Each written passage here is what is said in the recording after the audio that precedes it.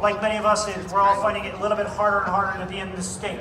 So, anyways, James and Lindsay, best of luck and God bless. So at this time, I think we're ready to open. Hello to everybody out there in Connecticut. Let me start off by saying I'm very, very sorry that I cannot be there. Nothing would please me more than to be able to be there with all you great patriots, celebrating and standing up for our rights. But I've got commitments down here in North Carolina, but believe me, I am with you in spirit. First off, just let me... Hello to everybody out there in Connecticut. Let me start off by saying I'm very, very sorry that I cannot be there. Nothing would please me more than to be able to be there with all you great patriots, celebrating and standing up for our rights. But I've got commitments down here in North Carolina, but believe me, I am with you in spirit. First off, just let me start by saying thank you to everybody in Connecticut and all across the country that has supported me and given me such kind words. It means so much to me, and I'm just so pleased that what I said at the city council meeting was able to inspire people, and I hope it will continue to inspire all of us to stand up for our rights. You know, we talk a lot about the Second Amendment. We talk about how important it is. But the one thing we need to remember in this fight is this, and I talked to a group of people about this last night. We really, really, really need to be courageous. These are dark times in our country. We have forces of evil that are trying to do our country no good, and we really need to stand up with courage and proclaim the truth, because our Second Amendment is what keeps us safe. It kept us safe during World War II. It kept people safe during the Civil Rights Movement. It keeps Americans safe in their home. The right to protect yourself is a God-given right, and it is our politicians' responsibility as our servants to protect that right. So I want to encourage all of you out there, do not be afraid to stand up for your rights. The Second Amendment, as I said, is one of our most important rights, part of our Bill of Rights, but that Second Amendment keeps all the others in place.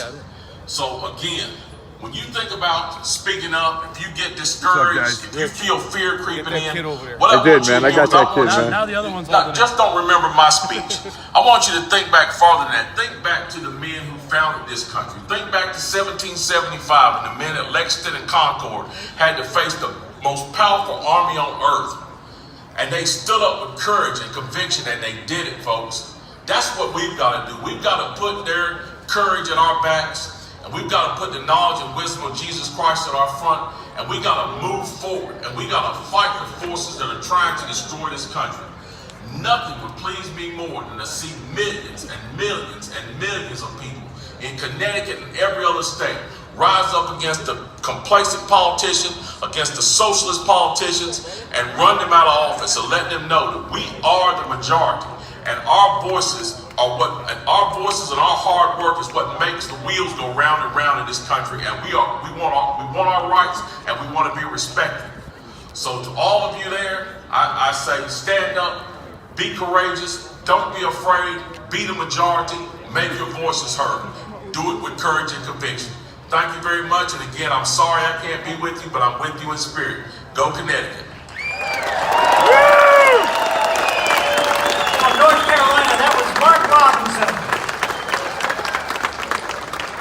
All right, at this time, I would like the crowd to part a little bit, and I would like to call up Dana Patakis and the Oath Keepers.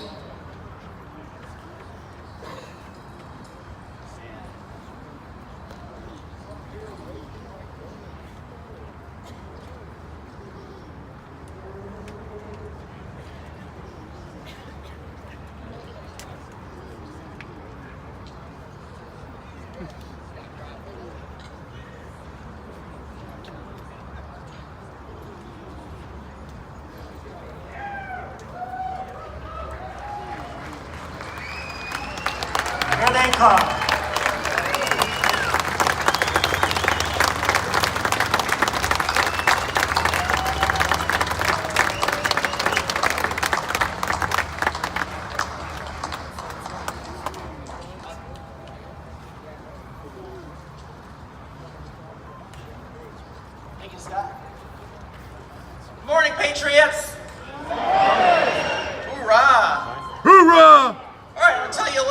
have the oath keepers. Then we're going to offer people an opportunity to take the oath or renew your oath if you've already taken one.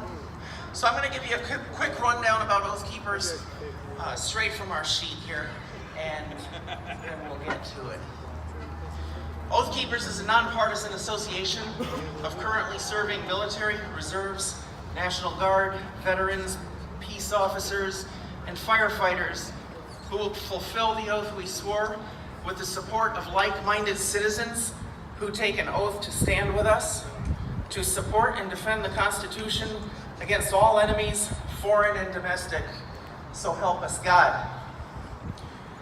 The oath is to the Constitution, not to the politicians, not to any particular political party. In the long-standing tradition of the U.S. military, we are apolitical. We don't care if unlawful orders come from a Democrat or a Republican, or if the violation is bipartisan. We will not obey unconstitutional and thus unlawful and immoral orders, such as orders to disarm the American people or to place them under martial law. We won't just follow orders.